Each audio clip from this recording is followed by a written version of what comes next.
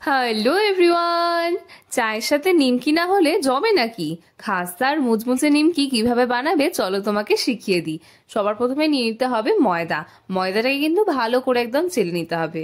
এখানে দেখো ছালনি নিয়ে নিয়েছি, সেটা দিয়ে কিন্তু ভালো করে একদম দেখো চেলে নিচ্ছি, যাতে ময়দার মধ্যে কোনো রকম দেখো বড় ডালা যেন না থাকে, আর যদি নোংরা বা কিছু থাকে সেটাও কিন্তু বেরিয়ে যাবে। ভালো মতো করে দেখো চেলে নেওয়া হয়ে গেছে। এবার এই ময়দার মধ্যে দিয়ে দিচ্ছি কালো জিরে। এবার এর মধ্যে দেবো স্বাদ মতো নুন আর অল্প একটুখানি খাবার সোডা। এই দেখো দিয়ে দিলাম একদম অল্প পরিমাণে। এবার আমি এর মধ্যে দেবো ময়াম। ময়াম হিসাবে আমি এখানে ইউজ করছি ডালডা। তুমি চাইলে ডালডার জায়গায় কিন্তু ঘি বা সাদা তেলের ইউজ করতে পারো। সব থেকে দারুণ লাগে ঘিয়েরটা খেতে, কিন্তু আমার কাছে ডালডা ছিল তাই আমি ডালডাটা ইউজ করেছি। ইউজুয়ালি এরকম ডালডা দিয়ে কিংবা সাদা তেল দিয়েই করা হয়। তো যাই হোক, এইরকম ভাবে দেখো ভালো করে একদম হাতে করে মাখিয়ে মাখিয়ে ময়ামটাকে একদম মিক্স করে নিতে হবে।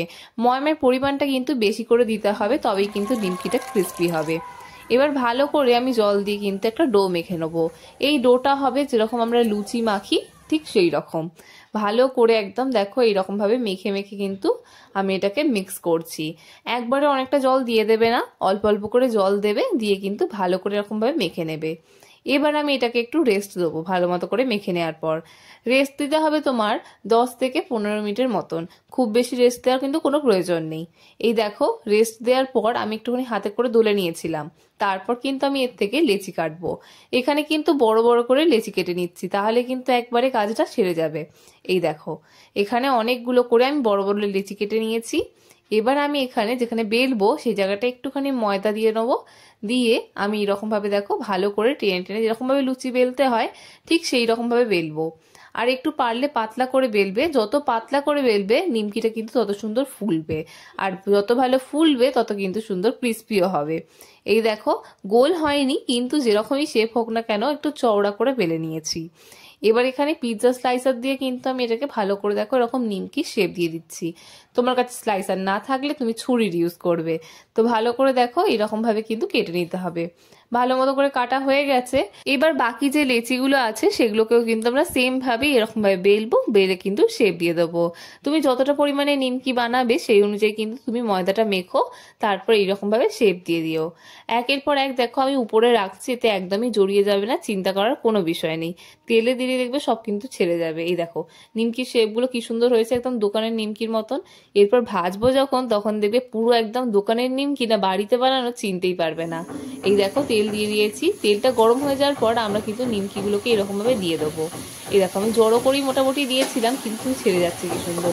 এইরকম ভাবে হালকা হাতে দেখো খুন্তি দিয়ে একটু নাড়াচাড়া করলেই কিন্তু খুব সুন্দরভাবে নিমকিগুলো ফুলবে।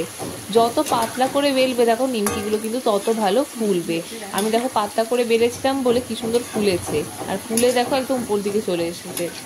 একবার ফুলে গেলে ফ্লেমটা একটু আস্তে করে যতক্ষণ না গোল্ডেন হচ্ছে ততক্ষণ কিন্তু ভাজতে হবে। এই দেখো কি সুন্দর গোল্ডেন হয়ে গেছে। এবার তেল থেকে আমরা এটাকে তুলে নেব। ভালো করে দেখো তেলটা ঝারিয়ে নিতে হবে, ঝারিয়ে নিয়ে কিন্তু এটাকে আমরা তুলে নিচ্ছি।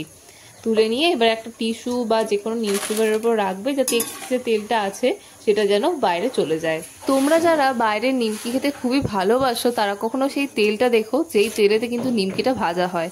বাপরে বাপ, যা কালো হয়ে যায় না, সেই তেলেতে কত কিছু ভাজা হয়। সেই কারণে তেলটা পুড়তে পুড়তে তেলটার মধ্যে অবশিষ্ট কিচ্ছু থাকে না। সেই কারণেই বলি বাড়ির জিনিস সবসময় খাও। বাড়ির জিনিসটা ভীষণই হেলদি শরীরের জন্য। আর আজকালকার দিনে যা ভেজাল বেরিয়েছে তার থেকে আমার তো মনে হয় বাড়ির জিনিস বেস্ট। দেখো গল্প করতে করতে নিমকিটা ভাজা হয়ে গেছে।